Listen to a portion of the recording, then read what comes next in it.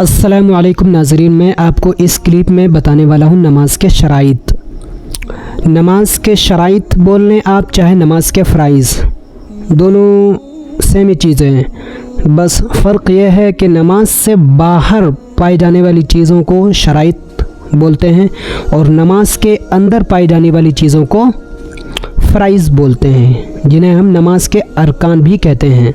तो आपको घबराना नहीं है। तो नमाज के शराइत में सबसे पहले नंबर 1 पे है बदन का पाक होना। जी हाँ, नमाज पढ़ने से पहले आपका पूरा बदन पाक होना चाहिए, तभी अब नमाज में खड़े हो सकते हैं। नंबर 2 पे आता है कपड़ों का पाक होना। आप जिस कपड़े को पहनकर नमाज पढ़ेंगे वो सर से लेकर पाँव तक जिस आज़ा पर आपके कपड़े होंगे वो तमाम कपड़े पाक होने चाहिए, तभी आप नमाज में खड़े हो सकते हैं। तीसरे नंबर पे आता है सतर का छिपाना। तो सतर ध्यान से समझें, सतर उस मकाम को कहते हैं जिन्हें तमाम लोगों से छिपाना ज़रूरी होता है।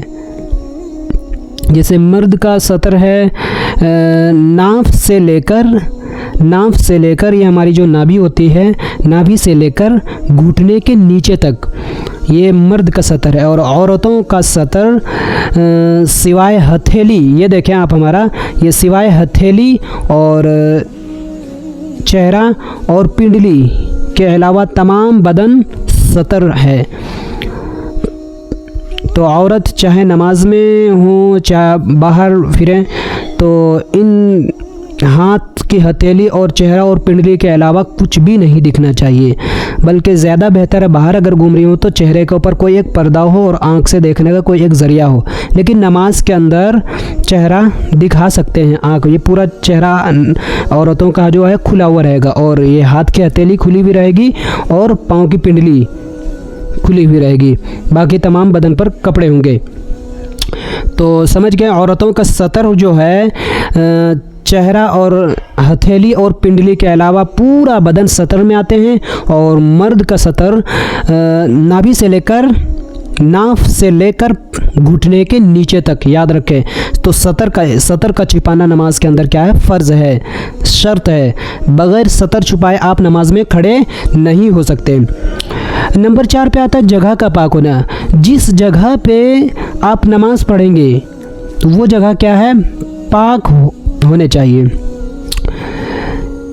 जिस जगह पर आप मुसल्ला बिछाएंगे, जितने एरिया में आप सजदा करेंगे, जितने एरिया में आप खड़े होंगे, हरकत करेंगे, उतनी जगह पाक होनी चाहिए। मान के चले आप नमाज़ पढ़ रहे हैं कमरे में, उधर कोने में गंदगी है, नापाकी है, बू नहीं आ रही, बदबू नहीं आ रही, साइड में है, लेकिन आप जहाँ पे नमाज़ पढ़ रहे हैं वहाँ पे पाक जगह है, वहाँ पे आप पढ़ेंगे तो नमाज आपकी हो जाएगी। तो याद रखेंगे। तो चौथी शर्त है नमाज़ पढ़ने के लिए क्या, जगह का पाक होना। जहाँ पर आप नमाज़ पढ़ेंगे वो जगह पाक होनी चाहिए। 5वीं शर्त है नमाज का वक्त होना। जी हाँ, जिस टाइम पे जो नमाज़ें फ़र्ज़ हैं उसी टाइम पे उस नमाज़ों को आपको पढ़नी होगी।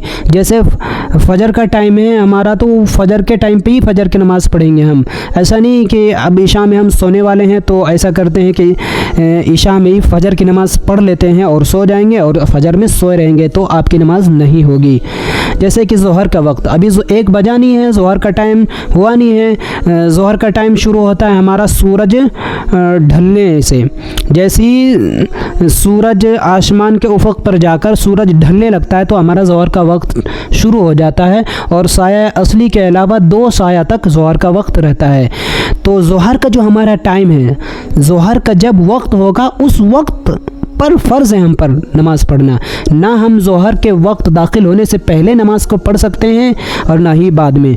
पहले तो किसी हाल में नहीं पढ़ सकते, लेकिन जो हम बाद में पढ़ेंगे तो वो हमारी नमाज अदा नहीं होगी, बल्कि वो नमाज क़ज़ा होगी। तो याद रखेंगे क्या है, वक्त का होना। जिस नमाज के जो औक़ात है उनको उन्हीं वक्तों में पढ़ना हमारे ऊपर क्या फ़र्ज़ है। 6ठी शर्त है क़िबले की रुख होना। जी हाँ, हम दुनिया के जिस भी कोने में हों अभी हम, तो हमें अपने रुख को काबा शरीफ की तरफ करना होगा। यानी काबा शरीफ की तरफ हम अपने चेहरा मुबारक को अपना रुख करके नमाज़ पढ़ेंगे। अगर हम मगरिब के अलावा मशरिक़ या पूरब या पश्चिम, ईस्ट या वेस्ट, जो भी बोल रहे हैं आप, इधर करके मुंह करके अगर आप नमाज़ पढ़ेंगे, या मगरिब के अलावा जिधर सूरज गुरूब होता है, जिधर सूरज डूबता है, उसके अलावा जिधर कहीं आप अगर मुंह करके नमाज़ पढ़ोगे, आपकी नमाज़ किसी भी हाल में नहीं होगी सिवाय माजूर के। तो शर्त क्या है कि जब भी हम नमाज़ पढ़ें तो हमारा क़िबला यानी काबतुल्लाह की तरफ हमारा रुख होना चाहिए, ये शर्त है। और सातवीं शर्त है नियत करना। नियत अच्छे से समझ लें। नियत दिल के इरादे को कहते हैं। हदीस है इन्नमल आमालु बिन्नियात, आमाल का दारोमदार नियतों पर है। आपकी जैसी नियत वैसा काम। तो नियत ज़ुबान मुबारक से बोलना ज़रूरी नहीं है। आपके दिल में एक इरादा है कि मैं ज़ोहर पढ़ रहा हूँ या असर पढ़ रहा हूँ, फ़र्ज़ पढ़ रहा हूँ या सुन्नत पढ़ रहा हूँ, मुअक्कदा पढ़ रहा हूँ या गैर मुअक्कदा पढ़ रहा हूँ, वो तो आपके दिल में इरादा है एक, तो आप ज़ुबान से नहीं भी बोलेंगे तो भी अदा हो जाएगा। उन्हें ज़ुबान से कह लेना नियत बेहतर है। तो ये थी नमाज की शराइत, जो कि नमाज में खड़ा होने से पहले बहरहाल पाया जाना ज़रूरी है। इसके बग़ैर आपकी नमाज नहीं होगी।